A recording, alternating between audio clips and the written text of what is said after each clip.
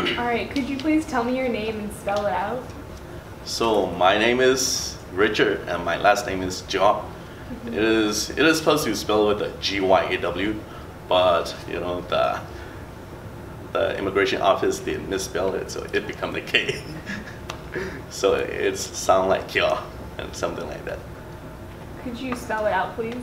Oh, Kyaw. Yes. All right, could you tell me about what drew you to music when you were younger, or how it drew you to music today and why you still keep playing? So that's a good question. When I was young, I sing a lot. So until, you know, when you guys are like grow older, like around 10 years old, the voice change. Yeah, everybody's voice change. And then normally I don't know about the female, but for the guys, it takes like about 6 months to a year, and then the voice change, and then your voice turn into something different. But for me, it took 3 years. That's how I started to play the piano. Because normally I like to sing at the church, so I would like shouting and yelling and sing. And then when that happened, my voice is like totally cracked. Couldn't sing it anymore. I was like, what should I do? Because I always like to sing, and then I always like to involve in the church. So I was like, oh, it's not good. I want to do something. And then I started to pick up the guitar a little bit. I look at the books, and then in the book there were like chords, guitar chords. So I played a little bit, and then I was like, no, I still don't like it. And then I heard from my dad. My grandma, she's a good pianist and also a good organist. So I was like, maybe I should follow my grandma. So that's how I started the piano. And what makes you keep playing today? Is there someone who inspires you or you look up to? So it is like a little bit kind of long story. So back in Myanmar, as long as I remember, I played a little bit, and then for so many reasons, we were like moved to the refugee camp. I don't remember everything apart from the music. So in refugee camp, there were nothing. So I was like, I want to play piano. I want to learn it. But someday I went down. It was on the mountain. You know, a lot of hills on the mountain. The refugee camp was. So and I went down to the mountain, and then I visited to my friend. And then he was playing the music by ears. I was like, wow, that's amazing. I want to play like that. So I asked him, hey, how did you do that? You know, just play this chord. And then he made it sound like so easy. I was like, totally lost. I didn't understand anything, and he said that he played the chord. So that's the only word that stuck in my head. So I went back to my house, and then I asked my uncle, and then I went to because my house was next to the school, the middle school. So I went to the school office, and then I went to the library. I looked for a lot of books, and then I found, ta-da, here's the chords, piano chords. And then I started to memorize it. C chord, what's C, E, G? When you press C, E, G, it is C chord. I tried to memorize it, and then close the book, what's the C chord, C, E, G? And I have to do it like again and again because I forgot it so easily. So. Could you tell me about some common topics covered in music from your culture? So it is like common topic that cover. Can you be like a little bit? Like, do people sing about certain things, or they play about things that inspire them, like the nature there? Oh Or- yes, they do. They do, and then they also have the instrument that relate to the nature. But when I was in refugee camp, majority of the songs relate to the politics because it is like it's all about war and then politics, so yeah, something like that. And you will rarely hear about. You won't hear much about the nature. You will be hearing about the praising God and gospel and something like that, or about the love, but mainly about the politics. So. Since arriving in Omaha, how has your daily routine changed? So yes, it does change. Because when I was in refugee camp, when I was 7th grade, I practiced the piano for at least 8 hours a day. During the weekend, 15 hours a day. I woke up in the morning around 1:30 or 2 o'clock and then play until 7 in the morning, and then breakfast and get ready to go to school, and then go to school, come home during lunch, eat lunch, and then practice again, go back to school, come home, do the assignment, and then practice piano again, and then go to sleep. That's the routine every day for when I was 7th grade. But when I was 8th grade, I got a piano teacher, so I still practice like crazy, but I don't do a lot of thinkings like crazy, because when I was 7th grade, there was no teacher. It was self-taught. So, but when I was 8th grade, I mainly focused on reading. And when I came to the United States, it was so many things going on. Like, so when I was during the high school, it was like, come here, and then study, and then after school activity, go home, do the assignment, and then practice piano. That's the daily routine. But when I go to college, it's another different story. I have to work. And then more assignments, more readings, more writings, so, and less piano practice. Sometimes, not sometimes, I haven't practiced the piano for a while now, so. And how has it stayed the same? So, what do you mean by still? How has your routine stayed the same from when you were younger to now? So, not much the same. A lot of differences, so. Yeah. But you still love the piano and you practice a lot, right? I have to find the time for it. But now, like, since last month, there was a meeting, like camp meeting or something like that, in July 3rd and 4th. So since last month, I've been recording the music like a lot, like praise and worship songs, because there might be musician or there might not. So I have to record like everything, like violin tracks, string tracks, lead guitar tracks, drum or whatever, everything. And then at the same time, I also have to get ready for myself for my recital in Bakersfield, California. So. Could you tell me about your favorite experience with music since you arrived in Omaha? Ooh, that was in high school. Because when I was 10th grade, I joined the piano class here at South, because I didn't know that there was a piano class here when I was 9th grade. So, and then later I found out, I joined it here, and then I met a lot of cool people. It was thanks to the South High School, and then also the Miss Noble.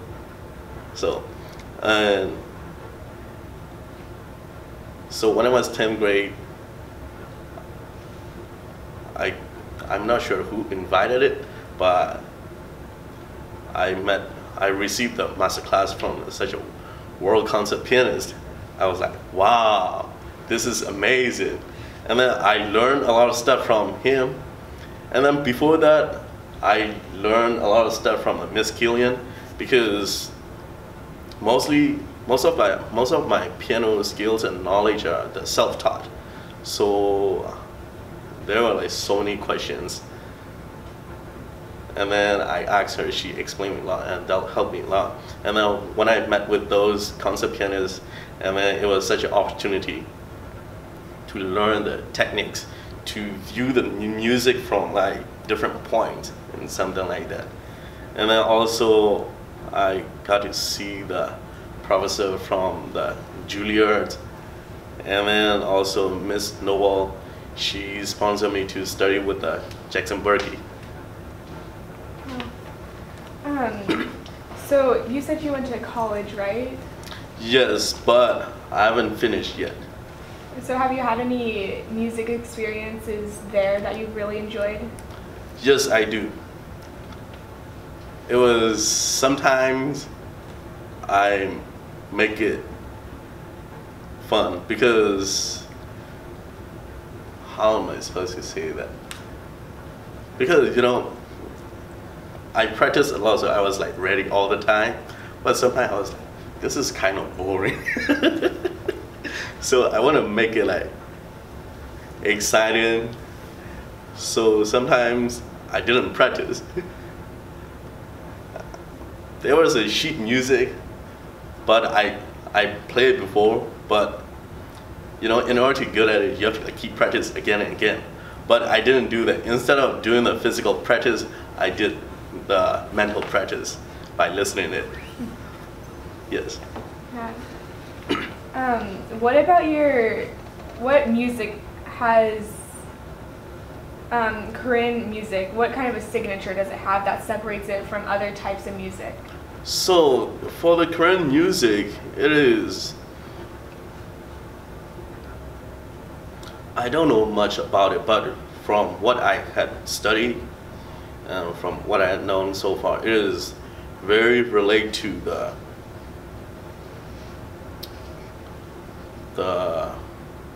Thai. They are very similar, Thai, Chinese, and Japanese, because these music are based on the pentatonic scale. So, and you can come here and look at it. The pentatonic music is like, there are only 5 notes. So it is like, that's all. This is the major pentatonic. The other one is minor pentatonic. And you know,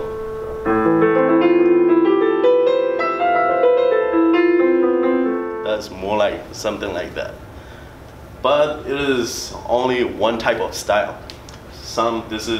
But they normally call it 5-note style or 6-note styles, 7-note styles, 8-note styles, based on that. Based on that scale notes, and that's how they divide the music. Yes. So do you have a favorite song that you like to play, that you could play a little bit for us? Not my traditional music. That's okay. Do you have any song that you can play for us right now? We already had a little one. Something you think is fun. Can you just jam? Jam?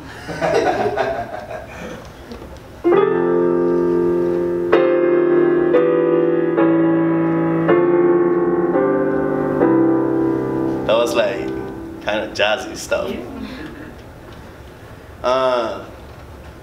There used to be one of my favorite. It was one that Kevin Kenner was here. When I saw it, I was like, wow, this is amazing. And then he played the Revolutionary it too, with easily, because I was having a hard time. But one that time I haven't learned it yet, because I was learning the. Do you guys know the Moonlight Sonata Third Movement by Beethoven? Mm-hmm. This one.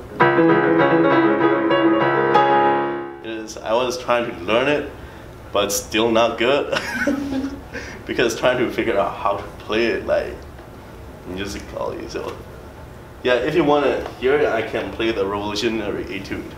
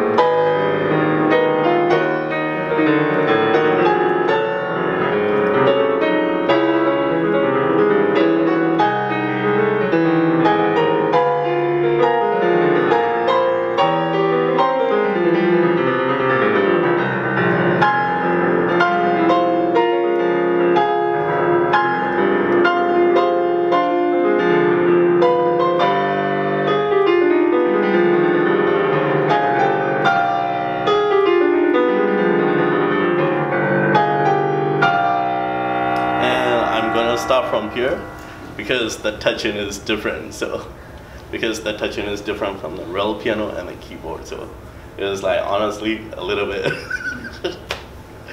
Man, we never know. It sounded pretty good. All that without warming. Yeah. Yes. So when you learned that, did you keep practicing it over and over again, or how do you usually memorize things like that? So it was when I learned that a week before recital in here. So I had to practice like crazy. But yeah, but when you are like used to memorizing it, these things become like normal. Like you get it like boom, boom, boom easily. But if you're getting away from the piano and memorizing it, it's gonna take a while to get it. So it just depends on how much practice do you have. So what is your creative process like? Like, you mean improvise? Yeah, like how do you prepare for something like that? Or to learn a new music? Yeah, or even when you make something, make a piece of your own, how do you prepare for that, or how do you think about making music? So honestly, making a music or improvising is my strength. So it is very easy for me. As long as you know your techniques and theory and skills, all you have to do is mix up everything. So for example, like, what should I do? Let me think of something.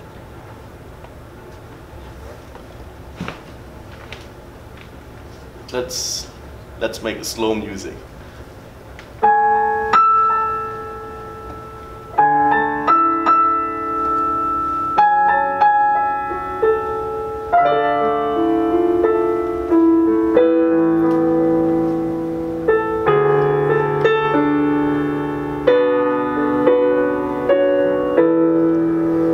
It's that simple. So how is music different in Omaha than it is in your origin country, and how is it the same? So it is, depends on the time. When I was in Asia, the popular musics are rock. And when I was in Thailand, it was like modern rock. The people will be singing like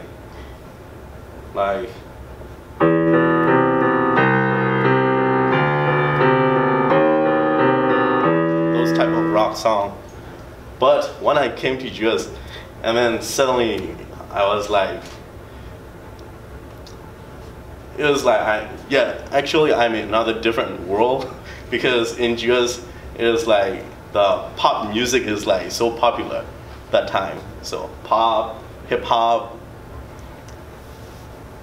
So it was very different. Yeah. What are some of the common instruments that are used to create music in your culture, and what are some of the instruments that you use personally to create music? So the closest instrument, I mean, I've never played before, that I can, there are a few of them. One of them is flute. It's different because the American flutes are like, not American flute, I would say the Western flute or the classical music flute. It is like, it is based on chromatic. But the flute from over there is based on the, like I said, the pentatonic scale. Yes, so there are like maybe only 6 notes or 5 notes, something like that. And the other similar instruments are harp. The Western harps will be like with a lot of pedals, you will be playing like this. But our traditional harps, you will like hanging like this and play like that. The strings are here. And the other one is the American has the violin, but Chinese has the erhu. In Korean and Chinese, it is the same instrument, but we don't call it erhu, we call it thodu. It is the same as the violin. How do you think Korean music has impacted Omaha? It is so mainly, so if we say Korean music, it is like we'll be going to the dance music because we don't really have the traditional music of the instrument or the singing, something like that. But because since the Korean people they are like moving around, running around, so they lost a lot of the heritage and then traditional instrument, but they still have one type of music called dance music, because it is like passed down by generation to generation. So for example, like the music for the New Year, and there's also music for the funeral. Like normally during the funeral, American funeral, the people will say no, in Korean they dance. But now the new generation of the Korean young people, they don't know about that anymore. So I didn't know it until it was 3 years ago, because I was like trying to figure out how's the dance music work. So yes. How has music changed your life?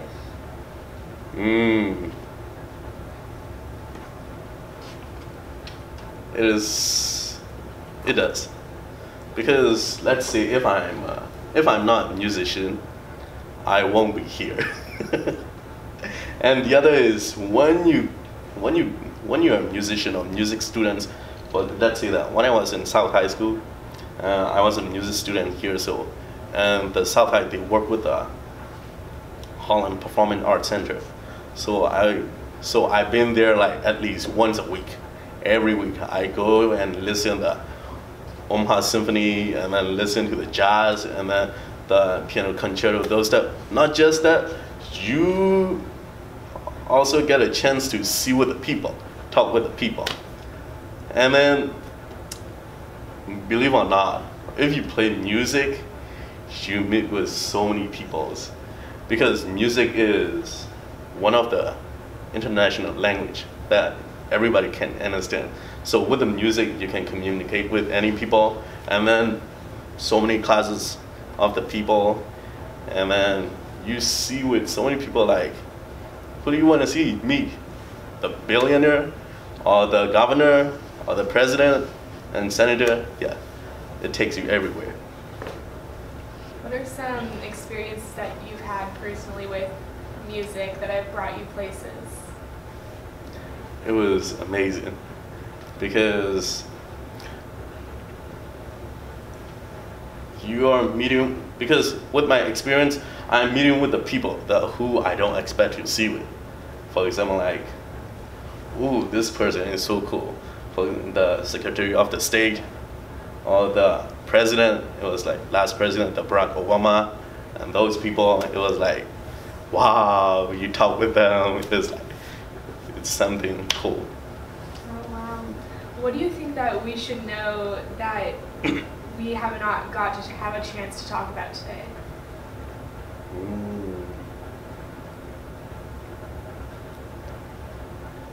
I think you cover everything.